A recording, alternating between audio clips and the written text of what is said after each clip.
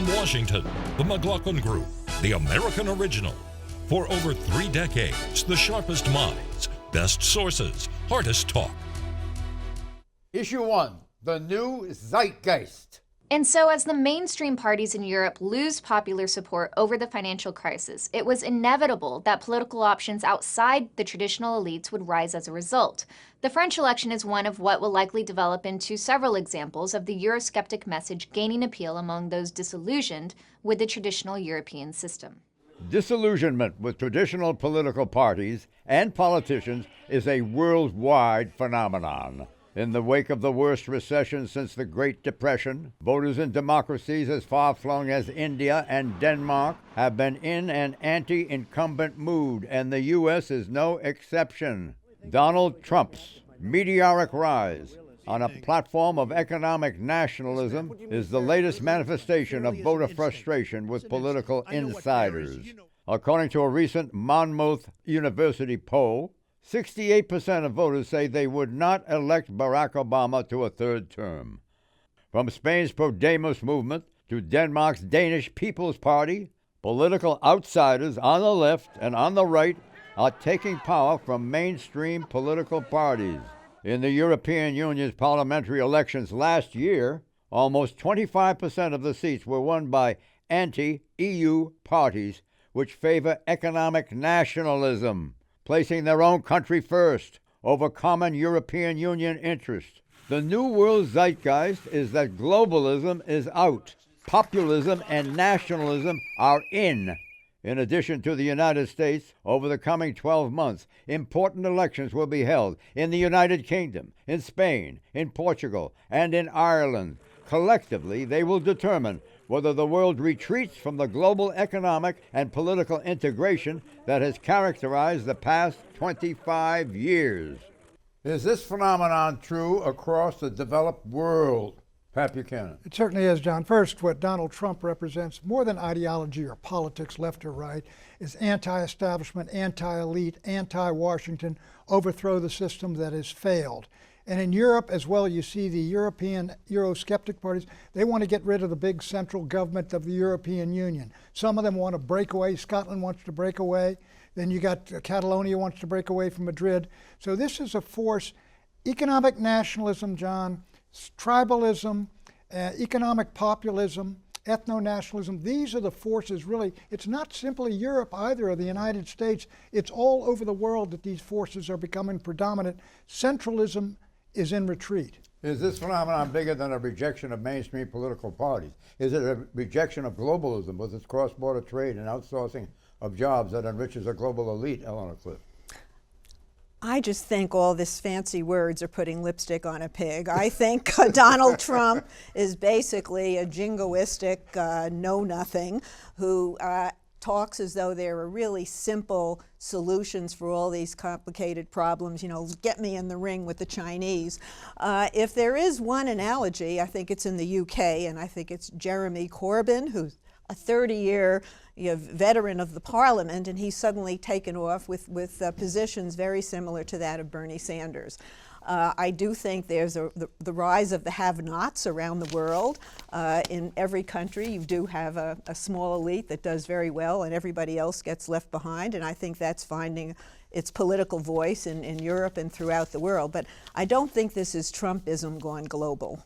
Why have mainstream political parties been slow in responding to the angst many citizens feel in the aftermath of the Great Recession? Well, I think partly because the people at the political level were somewhat unaware of that actual grassroots passion and feeling.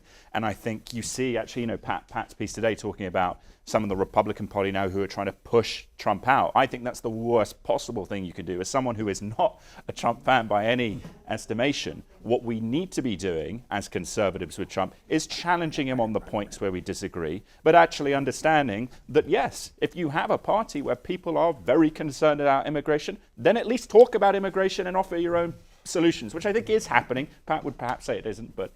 Yeah, well, we appreciate the anxiety you're bringing to this message, but and the shoes, of course. It's excitement, John. Don't think you persuaded me. The median income for the Washington, get a load of this, the Washington, D.C. metropolitan area is now over $90,000, the highest in the country. Does that help explain why the political class is insulated from the economic pain most Americans still feel? Clarence Page.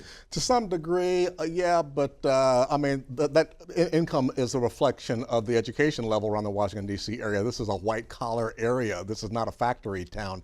But I think that I'm really wondering how much of this can be explained by the fact that it's August. This is not a time, August in an off year, when most people are sane enough to have other things to think about in August besides politics. The Trump folks, those I've talked to, and I could bump into them everywhere. I bumped into a security guard last night who said, "Well, Donald Trump really tells the truth." Right. And that was a big thing with him. Were you baiting him? He tells the truth. Were you baiting him? I said, "Are you going to vote for him?" And he said, "Well, I don't know, but he really tells the truth." And blah, blah, blah. You said or he said? He said that, yeah. Well, what's so fascinating? What's fascinating? And the fact is, he doesn't tell the truth. The things the guy quoted were patently false, but they sounded good. Okay, hold on. Trumping Iowa. A new CNN ORC poll of likely Republican caucus goers in Iowa puts Donald Trump in first place with 22%. The poll also shows Ben Carson, a retired neurosurgeon, in second place with 14%. And Scott Walker, governor of Wisconsin, in third place with 9%. And get this, the poll suggests Mr. Trump has a 35% lead as the candidate most likely to change Washington. And what GOP outsiders, and what does it tell you about? Well, you get Carson. Carson's an outsider. Fiorina is an outsider. Carly Fiorina. I think Cruz, to a degree, is an outsider, and Trump is an outsider. Let me say, Eleanor's point, Bernie Sanders and that fellow in Britain, that is a different kind of economic populism. Let's bring down the rich, etc. Trump is wiring into immigration, the change and alteration of society. Census Bureau, John says we got 42 million immigrants in the country. People are wondering, why are all these folks coming? They're driving down wages. Who's doing this? And what they're against, frankly, is the elites of this country who are basically backed by the corporatists, backed by the money power. Running on anti-immigration, the dark underbelly of nativist politics is not how you win an election in this country. I believe you need to be optimistic and not optimistic about how you're going to drive out all the immigrants. Trump has plugged in to this concern about wide open borders. It's all over Europe as well. It's nothing illegitimate. But no, Trump has fewer answers than you did, Pat, when you were running on the same issues. You know, this is the problem because do you think people have a right to be concerned about this? No, people have a right to an answer, to some solutions, some suggestions. Trump has no position papers, no policy speeches. Well, let him present. He's made the issue. Let's have a serious debate about immigration. I agree. We need a serious program, comprehensive immigration reform. We ain't nowhere near that, but we got plenty of people like Trump who are ready to exploit the issue. Well, I'm going to answer my own question. Are economic nationalism and populism the new world zeitgeist? Are they the driving force behind the rise of outsider candidates like Donald Trump in the U.S. and Nigel Farage in the U.K.? Answer. Voters around the world are dissatisfied with how mainstream political parties and career politicians have handled the Great Recession and its after effects. They are in an anti-establishment mood and are turning to political outsiders and fringe parties. So it's as simple as all that. It's not only economics. Sanders is economics, I agree. But Trump is not. Immigration is not simply economics. It's about culture. It's about changing the composition of a country against the will. Nobody's talking about stopping all immigration. So maybe you are, Pat. There is a difference, though, and we have to be aware of this, between the populist elements. There is a middle ground in the sense that it is not just sort of fanatical racists on one side and people on the other. There is a median ground where people are concerned. The UK Independence Party in the UK blurring people from left and right. Trump, to a degree, doing that. Right. Republicans have to be astute to that, but also have to challenge it where we disagree on things. But one final point: Jeremy Corbyn in the UK is. There is the Golden Dawn in Greece is a good example of where it is very pernicious. They are neo-Nazis, but they're not. There's a big difference between them and Pat. Trump is tapping into Hold on, let Pat in. Look, the Swiss people voted to basically get out of the Schengen Agreement and to seal their borders. People don't want their countries overrun by people from abroad, foreigners. Pat, Some the people, I know you rising like American electorate is young people, it's All right, minorities. you're saying we're going to lose, we may, but I'm telling you what is. And Trump is responding to a quarter of the Republican Party that you are giving voice to, but that is not America. But no, it seems to be the Republican Party right now. I want to know whether this phenomenon of economic Quarter of it. nationalism and populism true across the developed world. The answer is the political consensus of the past 25 years was the greater trade and more economic integration would deliver prosperity. But instead, the incorporation of hundreds of millions of low-paid laborers into the world economy destroyed scores of millions of jobs in the developed world. Lower and middle-class voters across the developed world are in slow-motion revolt. True or false? True or false? Look at Vietnam.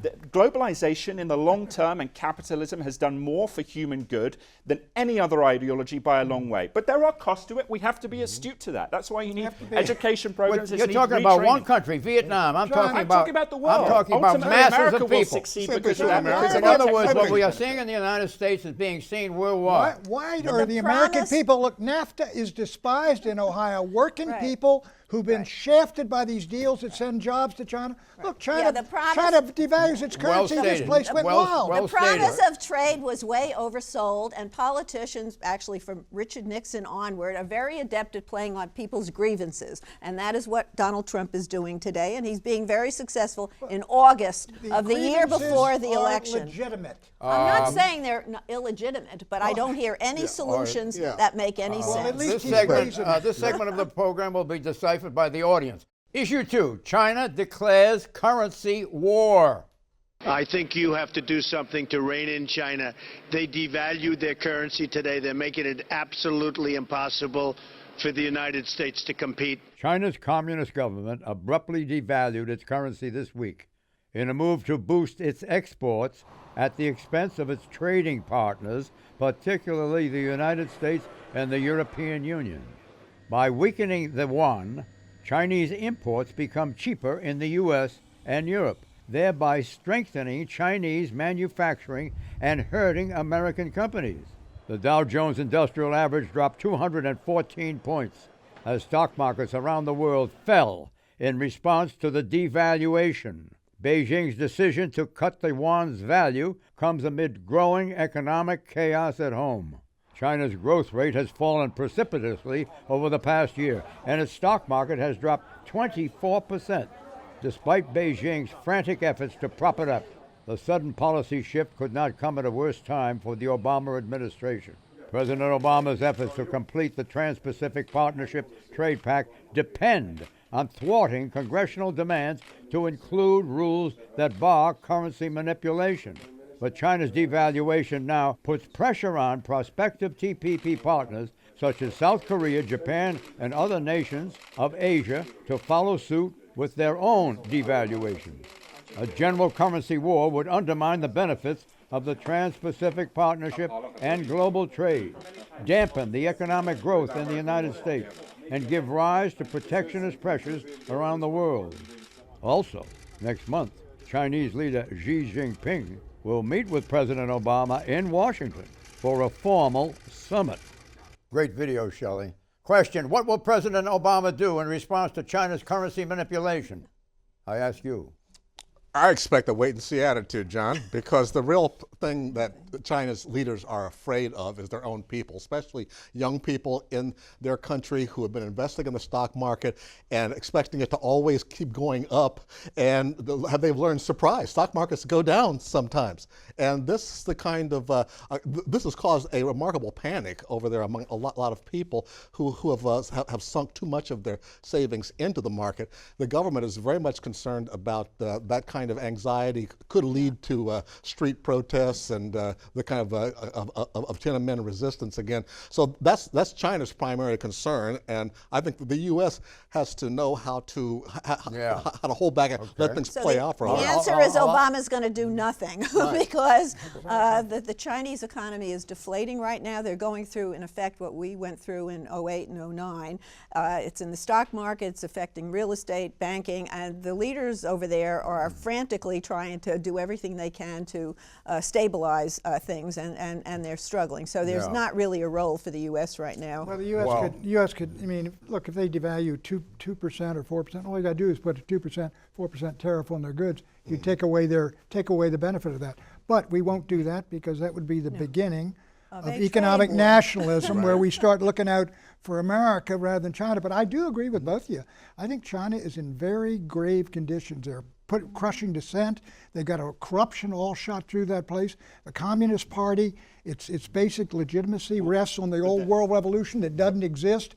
And if they fail at what they're doing, what is the argument for maintaining the Communist Party's monopoly of power? That is what Xi Jinping is at bottom worried about.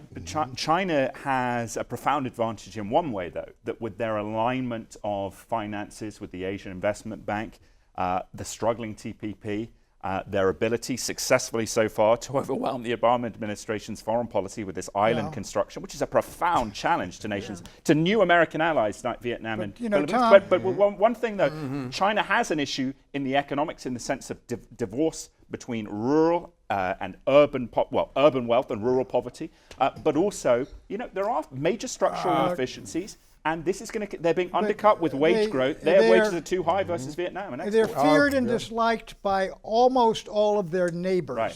And we are not. We should take advantage of that. All right, now listen to this. How likely is it that Japan and South Korea will follow China's lead and devalue their currency? The answer is they'll watch how Obama handles China and hope that the yuan slide stops or is reversed. But if Obama can't get China to change course, South Korea and Japan will have to devalue. Otherwise, they'll lose market share to Chinese competitors. Japan's been slowly devaluing its currency to increase its exports into the United States. They play these games, manipulate their currencies. That's why the United States has gotten its clock clean, and that's why Donald Trump is being listened to. It's an argument for the trade pact because you're looking at this behemoth of China, and so you've got to have some alliance that's competitive with it. Do you think Apple, Johnson & Johnson, and Yum Brands are going to be hurt by seeing their earnings devalue? You know who's going to benefit? American companies who located factories in China love it if they devalue, because then they can sell back to the United States. Donald's going to bring them back, Pat. You forget. Issue 3, Hillary's college plans.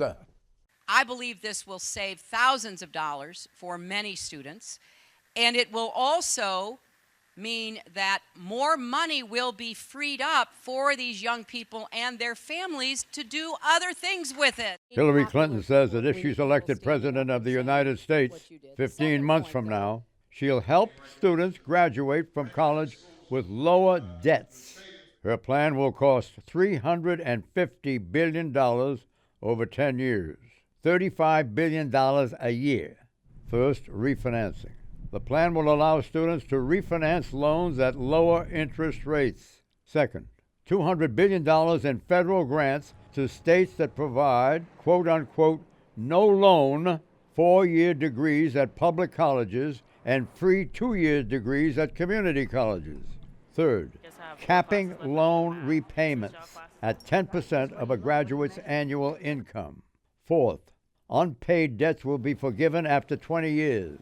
Spendthrift liberal advocacy groups are praising Mrs. Clinton's plan, but parsimonious Republicans are critical. They say the plan is paid for by higher earners who won't get deductions on their taxes.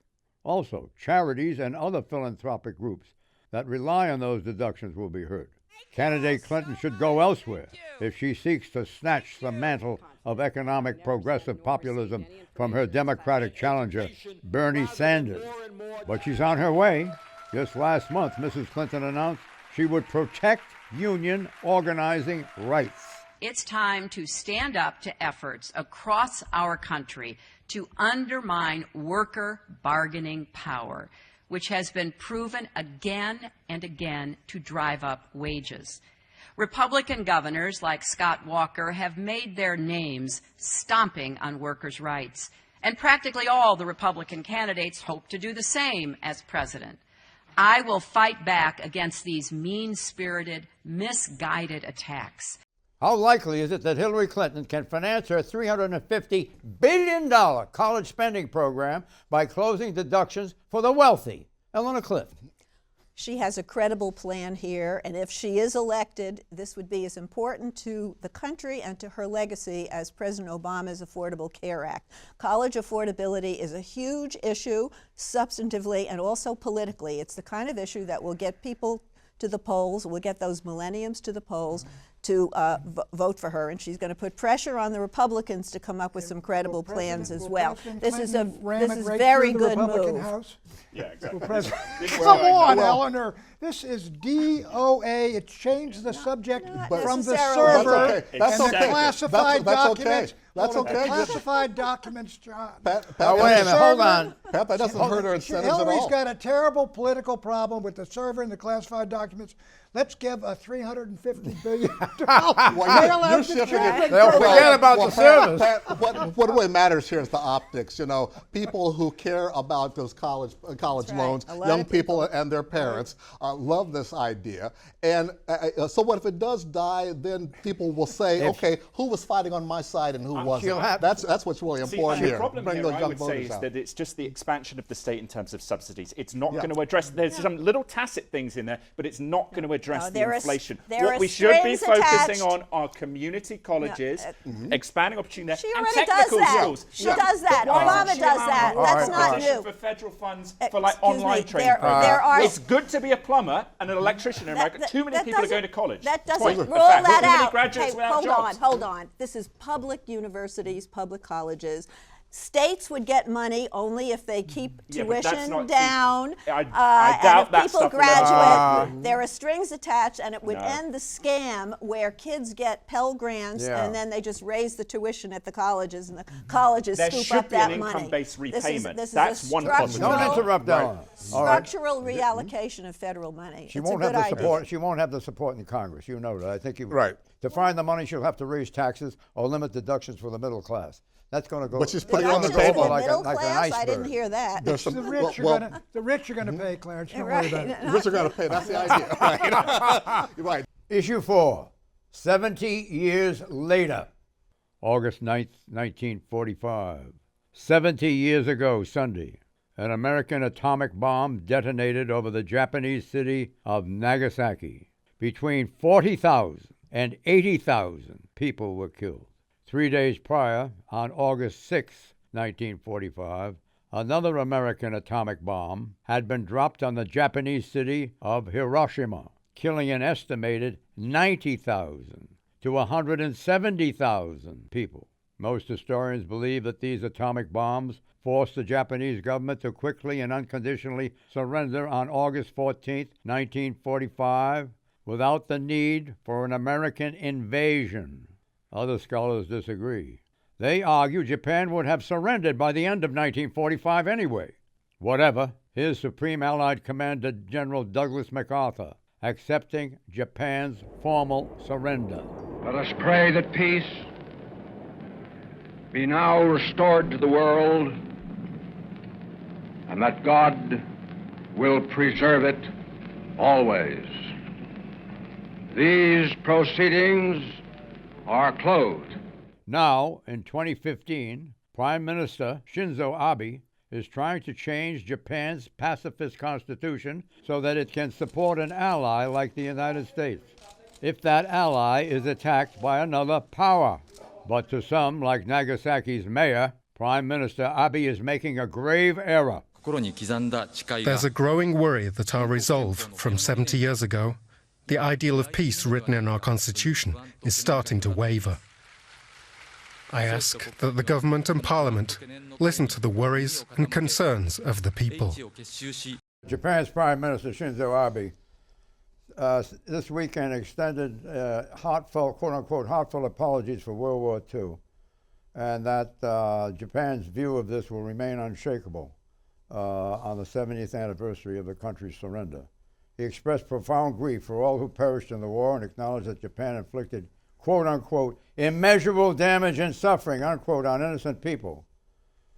Quote, on the 70th anniversary of the end of the war, I bow my head deeply before the souls of all of those who perished both at home and abroad. I express my feelings of profound grief and my eternal sincere condolences, Abe said. Question, how should history judge America's use of the atomic bomb in Hiroshima and Nagasaki? Pat Buchanan. Well, I think the historians are deeply divided. History is an argument that never ends. I had 4 uncles, my mother's younger brothers, who had fought in Europe and in the Atlantic, and they're headed for Japan. And a lot of those guys headed there thought they were never coming home. If they had to invade, tens of thousands or scores of thousands, some say hundreds of thousands would have died. But it still raises a moral question, John. Are you allowed to deliberately massacre and murder hundreds of thousands of women and children to force a nation to surrender when many say Tokyo, the emperor wanted to surrender in February, and they wanted to surrender, and you could have won the war by blockading the islands and just stifling the place? The answer is the end does not justify the means. I think it What does. justifies the means then? I think First of all, it took 2 bombs. They didn't surrender after the first bomb, and there was that time there, and they didn't.